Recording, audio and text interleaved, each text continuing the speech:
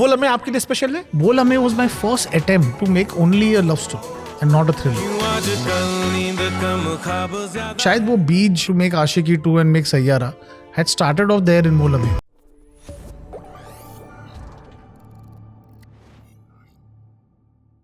आपकी एक फिल्म आई थी वो लम्हे जी. एक तो आप अपने फिल्म का प्लीज वो जो बैक एंड का होता है डाला करो यार.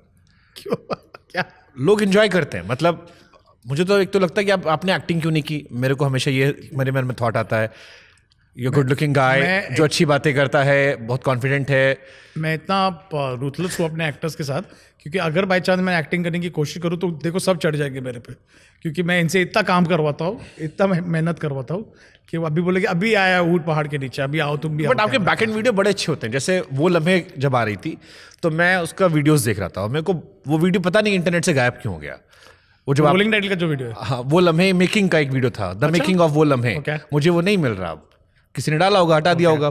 तो बड़ा खूबसूरत वीडियो था कि बाकी लोगों की तरह मुझे भी आप कहते हो मुझे भी डाउट था कि इन्होंने परवीन बॉबी का इस्तेमाल किया, बट जब लास्ट डे था he was the only man who was there. And then I thought कि ये स्टोरी लोगों को पता लगनी चाहिए. एंड फिर भट्ट साहब, एक तो भट्ट साहब की आवाज़, भट्ट साहब का अंदाज कि उस औरत की बर्बादी ने मुझे आबाद किया.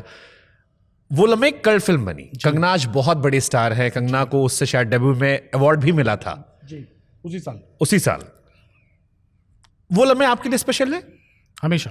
क्योंकि अगर आप देखो कि ये इमोशनल, तो देखिए जब आप शुरू करते हैं आपका करियर तो आपको नहीं पता आपके लिए कौन सा जॉनर बना है. मुझे लगता है आपका जॉनर आपको ढूंढता है, आप आपके जॉनर को नहीं ढूंढते. जैसे कि भट्ट साहब ने जब शुरू किया था तो उन्होंने वो स्टंट और ड्रामा फिल्म के साथ शुरू किया था, but then he found autobiographical cinema as is thing with earth. इसलिए उन्होंने ये कहा था कि क्योंकि जब आप खुद की कहानी पे कहानी बनाई थी तो वो बहुत चली थी, वो रिस्पेक्टेबिलिटी मिली थी. चाहे वो अर्थ हो, सारांश हो, जब भी भट्ट साहब ने ऑटोबायोग्राफिकल कहानी बनाई है वो चली है उनके लिए.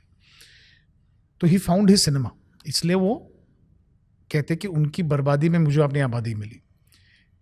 मैं खुद अपना सिनेमा ढूंढ रहा था, मैंने 2 थ्रिलर्स कर दिए थे, बट वो लम्हे वॉज द फर्स्ट.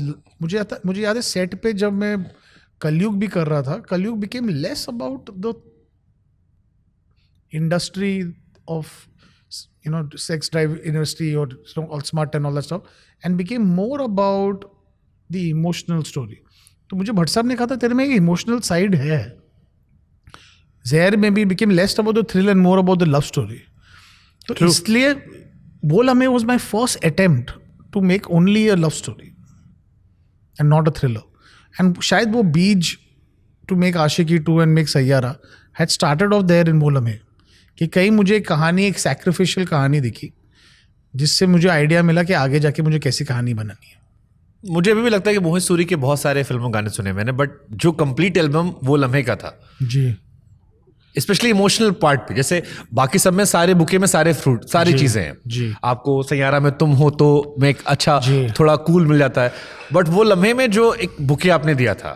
देखिए लव स्टोरी में बुके बनाना और म्यूजिक करना इनफैक्ट ईजियर होता है, पर मुझे लगता है जैसे कि फिल्म में जैसे मर्डर 2 हो या आवारापन हो या मलंग हो, उसमें म्यूजिक करना ज़्यादा मुश्किल होता है. मैं आऊँगा वहाँ पर, लेकिन एक बार मुझे वो लम्हे के कुछ गानों का नाम ले रहा हूँ मैं चाहता हूँ इसमें तो बताओ अपना, एटलीस्ट अपना थोड़ा ऑर्डर रेट करो, बिकॉज ये मेरे सारे फेवरेट गाने और इसमें कोई ऐसा गाना नहीं जिसको मैं रेट कर सकता हूँ.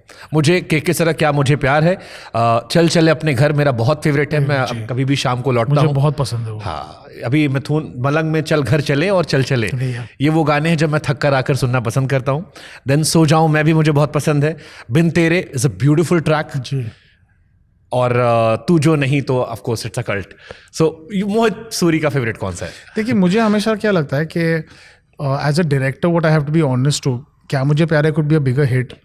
चल Ghar Chale is also a very nice. I thought that was programmed so well. वो बहुत अच्छा, जहां भर का शोर ना लाखों के डोर, बहुत उसमें लिरिक्स, उसमें थॉट, उसमें जो मैच्योरिटी थी कि एक relationship between a director and actress, and they were holding hands on the sly, वो छुपा वो रोमांस वो सब, but small things I think उसमें था. बट आई मस्ट से मुझे हमेशा लगता है कि जो पिक्चर का सुर होता है वो एक गाना होता है, और इस पिक्चर में वो था बिन तेरे क्या है जीना. वो गाना वाज एक्चुअली द सुर ऑफ द फिल्म. आज भी किसी को आप डेडिकेट कर सकते हो, उतना खूबसूरत गाना जी. और उसमें वो बहुत क्लियर थॉट है कि बिन तेरे क्या है जीना, और वही वो कैरेक्टर की वांट हो जाती है और उसका फाइनल स्टोरी ये होता है. तो I think I would rate that as the highest. Beautiful beautiful. आपका कंगना से कैसा बॉन्ड है सर?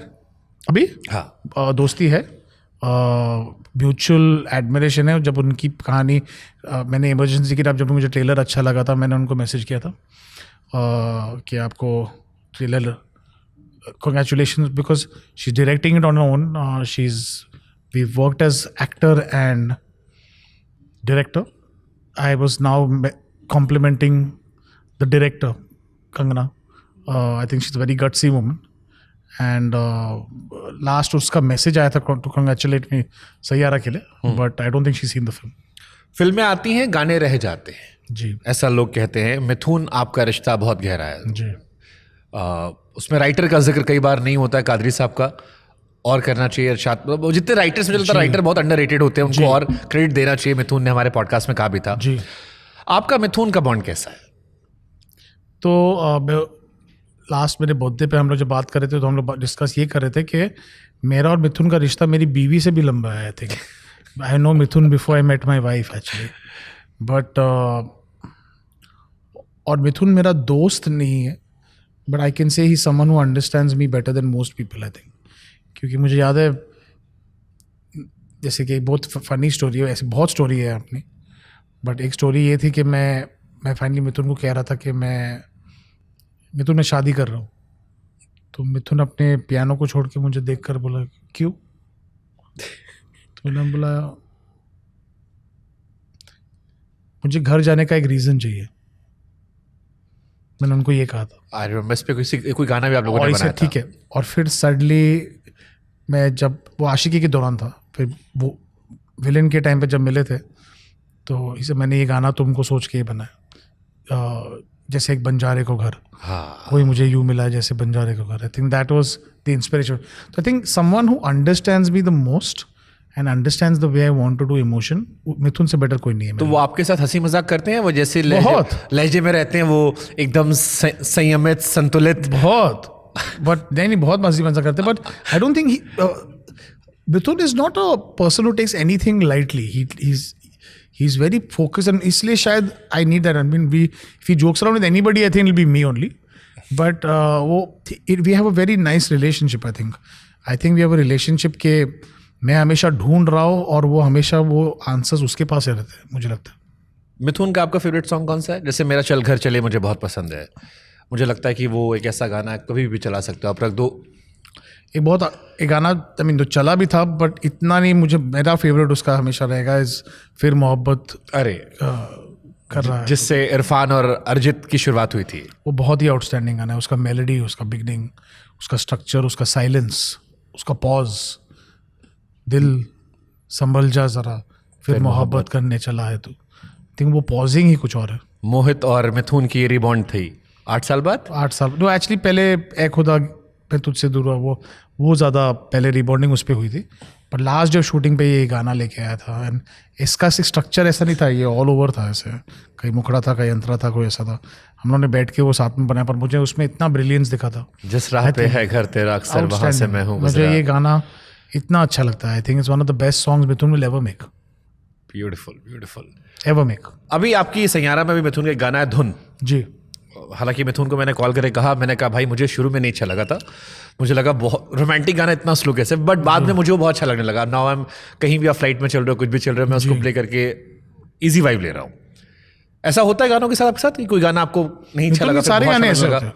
मिथुन के सारे गाने ऐसे हो. लोग अक्सर एक बीट ढूंढते हैं, एक पेस ढूंढते, पर मिथुन में जो खामोशी है, जो साइलेंस है, जो मुझे कैरेक्टर के लिए चाहिए था और जो सीन के लिए चाहिए था कि उसका दोस्त के साथ झगड़ के वो अकेले जाके परफॉर्म कर रहा है, तो आई थिंक उसके लिए वो साइलेंस चाहिए था. और मुझे हमेशा ये दिखाना था कि तो जैसे आदि सर ने मेरे को पूछा था, ये आदमी झगड़ता है, बुरा आदमी है, गाली देता है, वो सब करता है, बट जब गाता है तो उसके आवाज़ में सच्चाई हो. तो मतलब यही गाना है इसके लिए. ये अरिजीत शायद पहले नहीं गा रहे थे, मैंने सुना था कोई और गा रहा था. जी, we were trying somebody else, but then I think वो गाने को जो ज़रूरत थी, जो मिथुन को लगा था ज़रूरत थी. और मैं हमेशा ये चॉइस म्यूज़िक डायरेक्टर को देता हूँ. मैं कभी अपना चॉइस इम्पोज नहीं करता हूँ. हाँ, अगर मुझे एक नई आवाज़ चाहिए तो मैं बोलता हूँ मुझे नई आवाज़ चाहिए.